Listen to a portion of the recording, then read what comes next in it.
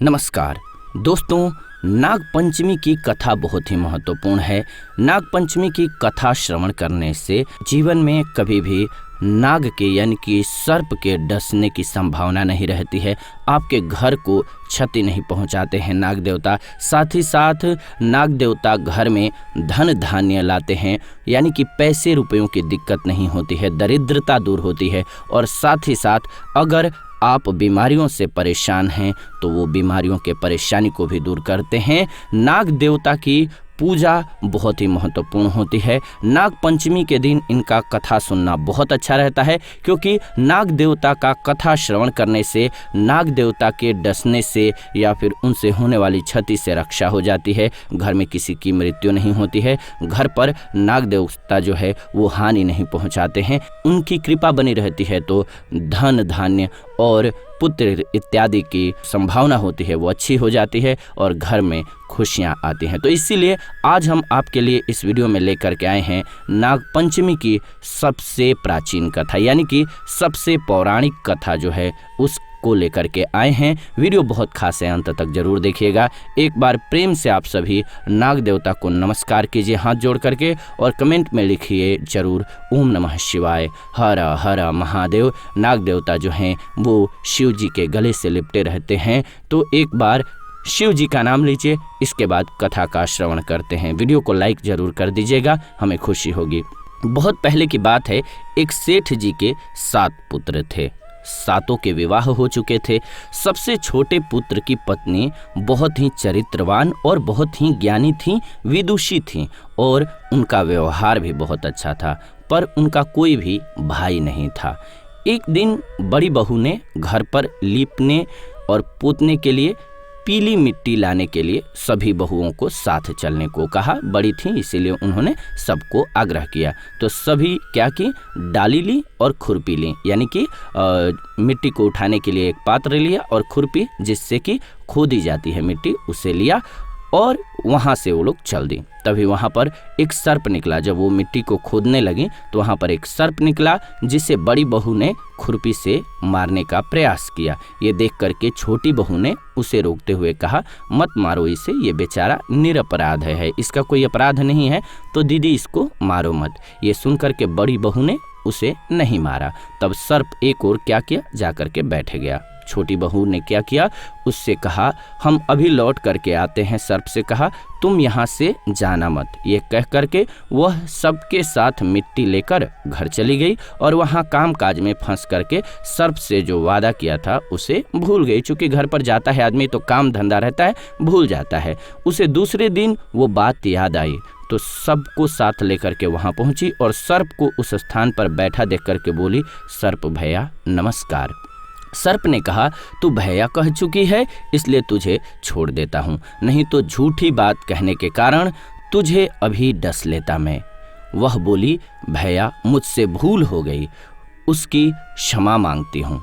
तब सर्प बोला अच्छा तू आज से मेरी बहन हुई और मैं तेरा भाई हुआ, तुझे जो मांगना हो मांग ले। वो बोली भैया मेरा कोई नहीं है, अच्छा हुआ जो तू मेरा भाई बन गया। कुछ दिन व्यतीत होने पर वो सर्प जो है मनुष्य का रूप रख करके उसके घर आया और बोला कि मेरी बहन को भेज दो। सबने कहा कि इसके तो कोई भाई है ही नहीं, ना ही इसका कोई भाई था। तो वो बोला मैं दूर के रिश्ते में इसका भाई हूँ, बचपन में ही बाहर चला गया था। उसके विश्वास दिलाने पर घर के लोगों ने छोटी को उसके साथ भेज दिया। उसने मार्ग में बताया कि मैं वहीं सर्प हूँ, इसलिए तू डरना नहीं और जहाँ चलने में कठिनाई हो वहाँ मेरी पूँछ पकड़ लेना। उसके कहने अनुसार ही साथ चलती रही छोटी बहन और इस प्रकार से वो उसके घर पहुँच गई। वहाँ के धन ऐश्वर्य को देख करके वो बहुत चकित रह गई। एक दिन सर्प की माता ने उससे कहा मैं एक काम से बाहर जा रही हूँ, तू अपने भाई को ठंडा दूध पिला देना। उसे ये बात ध्यान नहीं रही और उसने क्या किया, गर्म दूध पिला दिया। जिसमें उसका मुख बुरी तरह से जल गया सर्प का। ये देख करके सर्प की माता बहुत क्रोधित हुई, पर सांप ने समझाया माँ को तो वो शांत हो गई। तब सर्प ने कहा कि बहन को अब उसके घर भेज देना चाहिए। तब सर्प और उसके पिता ने उसे बहुत सा सोना, चांदी, जवाहरात, वस्त्र, आभूषण ये सभी दे करके घर पहुंचा दिया। इतना ढेर सारा धन देख करके बड़ी बहू ने ईर्ष्या से कहा, भाई तो बड़ा धनवान है तुम्हारा, तुझे तो उससे और भी धन लाना चाहिए था। सर्प ने ये वचन सुना तो सब वस्तुएं सोने की ला करके दे दी। ये देख करके बड़ी बहू ने कहा, इन्हें झाड़ने की झाड़ू भी सोने की होनी चाहिए थी। तब सर्प ने झाड़ू भी सोने की ला करके रख दिया। सर्प ने छोटे बहू को हीरा मणियों का एक अद्भुत हार दिया था।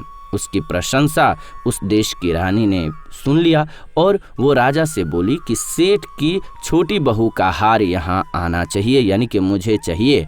राजा ने मंत्री को हुक्म दिया उससे वो हार लेकर के शीघ्र उपस्थित हो। मंत्री ने सेठ जी से जाकर के कहा कि महारानी जी को छोटी बहू का हार पसंद आ गया है, वो पहनेंगी, उसे लेकर के मुझे दे दो। अब सेठ जी ने डर के कारण क्या किया, छोटी बहू से हार मांगा और उसको दे दिया। छोटी बहू को ये बात बहुत बुरी लगी। उसने अपने सर्प भाई को याद किया और आने पर प्रार्थना किया, भैया रानी ने हार छीन लिया है, तुम कुछ ऐसा करो कि जब वह हार उसके गले में रहे तब तक क्या हो कि सर्प बन जाए, और जब वह मुझे लौटा दे तब हीरो और मणियों का बन जाए। सर्प ने ठीक वैसा ही किया। देखा कि जैसे ही रानी ने धारण किया हार को, वो सर्प बन गया। ये देखकर के रानी चीख पड़ी और रोने लगी। ये देखकर राजा ने सेठ के पास खबर भेजी कि छोटी बहू को तुरंत भेजो। सेठ जी डर गए कि राजा न जाने क्या करेगा। वो स्वयं छोटी बहू को साथ लेकर के उपस्थित हुए। राजा ने छोटी बहू से पूछा, तूने क्या जादू किया है, मैं तुझे दंड दूंगा। छोटी बहू बोली, राजन धृष्टता क्षमा कीजिए, मेरी गलती का माफ कीजिए। यह हार ही ऐसा है कि मेरे गले में हीरों और मणियों का रहता है और दूसरे के गले में सर्प बन जाता है। ये सुन करके राजा ने वो सर्प बना हार उसे देकर के कहा, अभी पहन कर दिखाओ। छोटी बहू ने जैसे ही उसे पहना वैसे ही हीरो और मणियों का बन गया वो। चूंकि वो इच्छाधारी नाग थे इसलिए वो ऐसा कर पा रहे थे, उन्होंने ऐसा ही वर दे दिया था। ये देख करके राजा को उसकी बात का विश्वास हो गया और उसने प्रसन्न होकर के उसे बहुत सी मुद्राएं भी पुरस्कार में दी। छोटी वो अपने हार और इन सहित घर लौटाई, यानी कि अपने भाइयों के साथ, अपने ससुर के साथ घर वापस आ गई। उसके धन को देख करके बड़ी बहू ने ईर्ष्या के कारण उसके पति को सिखाया कि छोटी बहू के पास कहीं से धन आया है। ये सुन करके उसके पति ने अपनी पत्नी को बुलाकर कहा, ठीक ठीक बता कि ये धन तुझे किसने दिया। तब वह सर्प को याद करने लगी।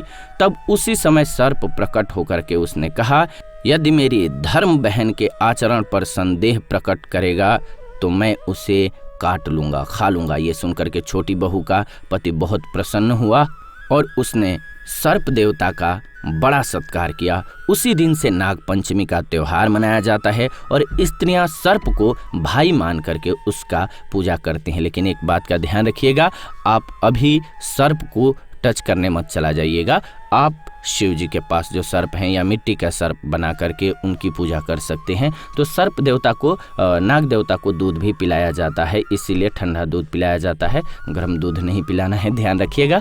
सर्प देवता को नाग पंचमी की पूजा आपके साइड कैसे होती है, क्या खास यादें हैं आपको, कोई सर्प से जुड़ी हुई, सांप से जुड़ी हुई कोई खास याद आपके माइंड में आ रहा है तो आप वो कमेंट्स के माध्यम से लिख भेजिए ताकि अन्य लोगों तक भी पहुँच सके। और आप सभी एक और काम कीजिए कि आप अपने एरिया का कोई खास रिवाज है अगर नाग पंचमी के दिन का, तो वो भी लिख भेजिए कमेंट्स के माध्यम से। एरिया का नाम जरूर लिखिएगा साथ में, ताकि लोगों को पता चल सके, आपके एरिया के लोगों को भी और बाहर के लोग जो कमेंट्स पढ़ें उनको भी पता चले कि ये क्या खास आपके साइड रिवाज है। मुझे उम्मीद है कि आपको ये वीडियो बहुत पसंद आई होगी। ऐसी ही नई जानकारीपूर्ण वीडियो इस चैनल के माध्यम से लेकर के आते रहते हैं, तो ऐसी नई जानकारीपूर्ण वीडियोज के लिए चैनल को सब्सक्राइब कर लीजिए, बेल नोटिफिकेशन को ऑन कर लीजिए ताकि नई वीडियो जब भी लाएं नोटिफिकेशन आपको सबसे पहले मिले। साथ ही साथ वीडियो को लाइक कर दीजिए, शेयर कर दीजिए व्हाट्सएप पे, फेसबुक पे, ताकि सभी को वीडियो मिल सके। आप देख रहे हैं जीवन रक्षा चैनल। फिलहाल इस वीडियो से विदा लेते हैं, जुड़ेंगे नई वीडियो में नई जानकारी के साथ। वीडियो को अंत तक देखा आपने, इसलिए दिल से धन्यवाद। जाते जाते जरूर कमेंट में लिखिए ओम नमः शिवाय, हर हर महादेव।